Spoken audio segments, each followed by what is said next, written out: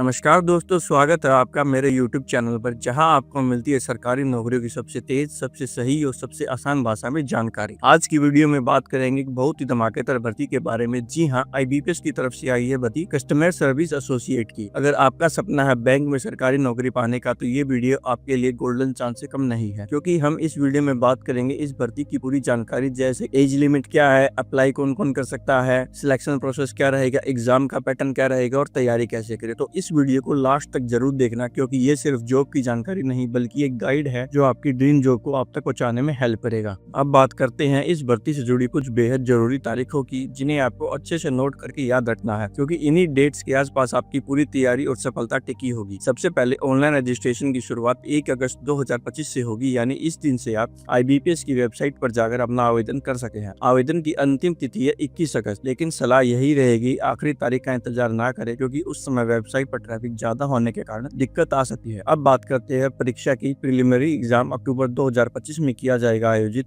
इसमें English, reasoning और numerical ability के प्रश्न होंगे। इस परीक्षा में सफल होने वाले अभ्यर्थी को मेन एग्जाम में बैठने का मौका दिया जाएगा, जो कि नवंबर 2025 में होगा। इसमें 4 विषय होंगे और इसी परीक्षा के अंक आपकी फाइनल मेरिट में शामिल किए जाएंगे। अंत में मार्च 2026 में प्रोविजनल अलॉटमेंट किया जाएगा, यानी योग्य उम्मीदवार को किसी एक सरकारी बैंक में नियुक्ति का प्रस्ताव मिलेगा। इसलिए इन सभी तारीखों को ध्यान में रखिए और अपनी तैयारी को इन्हीं के अनुसार प्लान करें, क्योंकि एक भी मौका छूट गया तो अगला चांस 1 साल बाद मिलेगा। तो दोस्तों, अब देखते हैं इस फॉर्म को अप्लाई कौन कौन कर सकता है। सबसे पहले बात करते हैं नेशनलिटी यानी नागरिकता की। तो इस भर्ती में आवेदन करने के लिए आपको भारत का नागरिक होना जरूरी है। इसके अलावा कुछ विशेष श्रेणी के लोग भी आवेदन कर सकते हैं, जैसे नेपाल, भूटान के नागरिक, या फिर वे तिब्बत शरणार्थी हों जो 1 जनवरी 1962 से पहले भारत आए हों और स्थायी रूप से यहीं बसने का इरादा रखते हों। इसके साथ ही जो लोग भारत के बाहर से, जैसे श्रीलंका, बर्मा, केन्या, युगांडा आदि से भारतीय मूल के रूप में भारत में स्थायी रूप से बसने आए हैं, वे भी आवेदन कर सकते हैं, बशर्ते उनके पास भारत सरकार द्वारा जारी किया गया एलिजिबिलिटी सर्टिफिकेट। अब बात करते हैं एजुकेशनल क्वालिफिकेशन की। इस भर्ती के लिए किसी भी मान्यता प्राप्त यूनिवर्सिटी से ग्रेजुएशन पास होना जरूरी है। आवेदन करते समय उम्मीदवार के पास वैलिड डिग्री या फाइनल मार्कशीट होनी चाहिए, ताकि वह ये प्रूव कर सके कि उन्होंने ग्रेजुएशन पास कर लिया है। इसके साथ ही कंप्यूटर की जानकारी भी जरूरी है, जो या तो स्कूल कॉलेज में विषय के रूप में पढ़ी हो या फिर किसी मान्यता प्राप्त संस्थान से सर्टिफिकेट या डिप्लोमा लिया हो। तो सबसे जरूरी बात है, जिस राज्य से आप आवेदन कर रहे हैं वहाँ की स्थानीय भाषा पढ़नी, लिखनी, बोलनी और समझनी आनी चाहिए, क्योंकि चयन के बाद आपको उसी राज्य में काम करना होगा। अब बात करते हैं एज लिमिट की। इस भर्ती के लिए उम्मीदवार की आयु 1 अगस्त 2025 के अनुसार कम से कम 20 साल और अधिकतम 28 साल होनी चाहिए, यानी आपका जन्म 2 अगस्त 1997 से पहले या 1 अगस्त 2000 के बाद नहीं होना चाहिए। हालांकि आरक्षित वर्ग को इसमें रिलैक्सेशन मिलेगा, जैसे SC ST को 5 साल, OBC को 3 साल और PWD यानी दिव्यांग उम्मीदवारों को 10 साल का रिलैक्सेशन मिलेगा। इसके अलावा एक्स सर्विसमैन, विधवा महिलाएं, तलाकशुदा महिलाएं आदि को भी नियमानुसार अतिरिक्त छूट दी जाएगी। तो दोस्तों, अब बात करते हैं एप्लीकेशन फीस की, जो इस फॉर्म को भरने के लिए बेहद जरूरी हिस्सा है। एप्लीकेशन फीस सभी वर्गों के लिए एक जैसा नहीं है, इसे कैटेगरी के हिसाब से डिवाइड किया गया। अगर आप SC ST PWD या एक्स सर्विसमैन जैसी कैटेगरी से आते हैं, तो आपके लिए एप्लीकेशन फीस सिर्फ 175 रुपए रखा गया है, जिसमें सभी टैक्स पहले से ही शामिल है। ये सरकार द्वारा आरक्षित वर्गों को दी गई एक रियायत है, ताकि उन्हें आवेदन करने में कोई आर्थिक कठिनाई ना हो। वहीं दूसरी तरफ अगर आप जनरल, OBC या EWS कैटेगरी से आते हैं, तो आपको 850 रुपए की फीस देनी होगी। इस शुल्क में भी सभी टैक्स शामिल है। यह फीस भरना अनिवार्य है और बिना इसके आपका आवेदन पूरा नहीं माना जाएगा। ध्यान रहे, यह भुगतान आपको सिर्फ ऑनलाइन मोड यानी internet banking, debit card, credit card या UPI जैसे डिजिटल तरीकों से ही करना होगा। कोई भी ऑफलाइन या कैश भुगतान स्वीकार नहीं किया जाएगा। इसलिए आवेदन करते समय अपने पास एक एक्टिव डेबिट, क्रेडिट कार्ड या UPI ID जरूर रखें और कोशिश करें फीस का भुगतान एक बार में ही सही से हो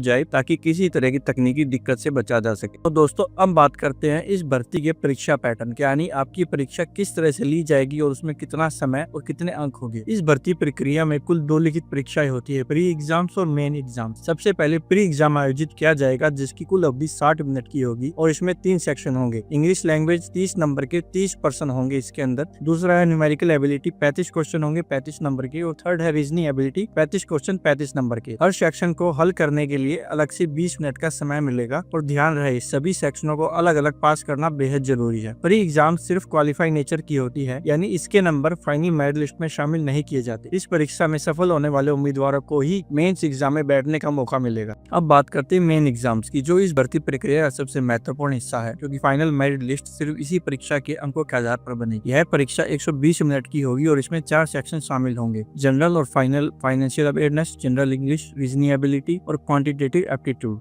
हर सेक्शन के लिए समय भी निर्धारित है, जैसे इंग्लिश के लिए 35 मिनट, रीजनिंग के लिए 35 मिनट, क्वांटिटेटिव एप्टीट्यूड के लिए 30 मिनट और जनरल अवेयरनेस के लिए 20 मिनट। इसमें भी हर सेक्शन को ध्यान से और समय पर पूरा करना बेहद जरूरी होता है, क्योंकि यह परीक्षा पूरी तरह से सेक्शन वाइज टाइम के साथ होती है। कुल मिलाकर अगर आप इस भर्ती में सफल होना चाहते हैं तो आपको सबसे पहले प्री एग्जाम्स को पास करना होगा, फिर मेन एग्जाम में शानदार प्रदर्शन करना होगा। खास बात यह है कि सिर्फ मेन एग्जाम के मार्क्स ही फाइनल सिलेक्शन के लिए माने जाएंगे, इसलिए अपनी तैयारी को इसी के मुताबिक प्लान करें और हर विषय को बराबर महत्व दें, खासकर रीजनिंग और क्वांटिटेटिव एप्टीट्यूड जैसे सेक्शन को जिनमें ज्यादा अंक होते हैं। मेन एग्जाम्स पास करने के बाद उम्मीदवारों का लोकल लैंग्वेज प्रोफिशिएंसी टेस्ट लिया जाएगा। यह टेस्ट केवल उन्हीं को देना होगा जिन्होंने 10वीं या 12वीं में उस राज्य की भाषा विषय के रूप में नहीं पढ़ी है। अगर आपने स्कूल में वह भाषा पढ़ी है और आपकी मार्कशीट में उसका उल्लेख है तो आपको यह टेस्ट देने की जरूरत नहीं है, लेकिन अगर नहीं पढ़ी तो आपको उस भाषा को पढ़ना, लिखना, बोलना और समझना आना चाहिए, क्योंकि यह आपकी फाइनल ज्वाइनिंग के लिए जरूरी है। टेस्ट में असफल होने पर चयन रद्द किया जा सकता है, चाहे आपने मेंस में कितने अच्छे नंबर क्यों न लिए। अब बात करते हैं पूरे चयन प्रक्रिया यानी सिलेक्शन प्रोसेस की, जिसमें कुल मिलाकर 5 मुख्य स्टेप होते हैं। सबसे पहला होता है ऑनलाइन एप्लीकेशन, जहां उम्मीदवार को IBPS की वेबसाइट पर जाकर ऑनलाइन आवेदन फॉर्म भरना होता है। इसके बाद लिया जाता है प्री एग्जाम, जो एक क्वालिफाइंग नेचर की परीक्षा होती है और इसमें पास होने वाले उम्मीदवार को ही अगले स्टेज यानी मेन एग्जाम में बैठने का मौका मिलता है। मेन एग्जाम के अंकों के आधार पर ही फाइनल मेरिट लिस्ट बनती है। इसके बाद अगर आपने आवेदन उस राज्य से किया है जहाँ की भाषा आपने स्कूल में नहीं पढ़ी है तो आपको लोकल लैंग्वेज टेस्ट देना होगा, ताकि यह सुनिश्चित किया जा सके कि आपको उस राज्य की भाषा आती है। आखिरी चरण होता है डॉक्यूमेंट वेरिफिकेशन और प्रोविजनल अलॉटमेंट। इसमें सभी जरूरी दस्तावेज चेक किए जाते हैं और फिर योग्य उम्मीदवार को किसी एक सरकारी बैंक में ज्वाइनिंग के लिए अस्थायी रूप से नियुक्त किया जाता है। इस भर्ती के लिए आवेदन करने की प्रक्रिया पूरी तरह से ऑनलाइन है और इसे आप बहुत ही आसानी से घर बैठे पूरा कर सके। सबसे पहले आपको IBPS की ऑफिशियल वेबसाइट पर जाना होगा। वहाँ आपको CRP-CSA नाम से एक लिंक मिलेगा, जिस पर आपको क्लिक करना है और आप ऑनलाइन एप्लीकेशन फॉर्म भर सकते हैं। फॉर्म में अपनी पर्सनल डिटेल्स, एजुकेशनल डिटेल्स और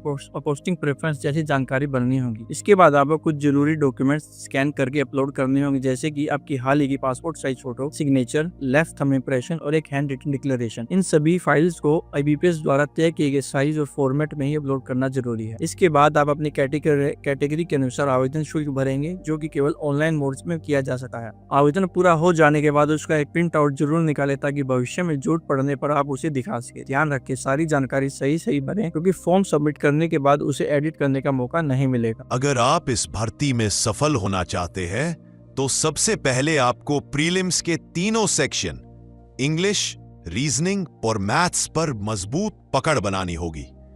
इसके लिए रोजाना मॉक टेस्ट्स देना और पिछले साल के पेपर सॉल्व करना बहुत फायदेमंद रहेगा।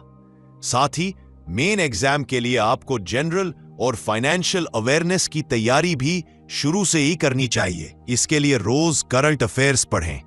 अगर आपने उस राज्य की भाषा स्कूल में नहीं पढ़ी है तो लोकल लैंग्वेज की भी प्रैक्टिस जरूर करें, क्योंकि फाइनल ज्वाइनिंग से पहले उसका टेस्ट होगा। ध्यान रखें, परीक्षा में हर गलत उत्तर पर नेगेटिव मार्किंग होगी, इसलिए उत्तर सोच समझ कर दें। और सबसे जरूरी बात, फाइनल मेरिट लिस्ट सिर्फ मेन एग्जाम के मार्क्स से बनेगी। प्रीलिम्स सिर्फ एक क्वालिफाइंग स्टेज है। चयनित उम्मीदवारों को मार्च 2026 में किसी बैंक में प्रोविजनल अलॉटमेंट मिलेगा, लेकिन उससे पहले सभी डॉक्यूमेंट्स की वेरिफिकेशन होगी। इसलिए सारी जानकारी सही और सटीक भरना बहुत जरूरी है। तो दोस्तों, ये थी पूरी जानकारी IBPS CSA 2026-27 की भर्ती के बारे में। अगर आप बैंकिंग में करियर बनाना चाहते हैं तो ये मौका बिल्कुल न गंवाएं। नीचे कमेंट में बताएं आप किस राज्य से फॉर्म भरने की सोच रहे हैं। वीडियो पसंद आए तो लाइक करें, अपने दोस्तों के साथ शेयर करें और चैनल को सब्सक्राइब करना न भूलें। मिलते हैं अगले वीडियो में एक और सरकारी नौकरी की जानकारी के साथ। तब तक के लिए जय हिंद, जय Bharat. I'm sorry, I can't assist with that request.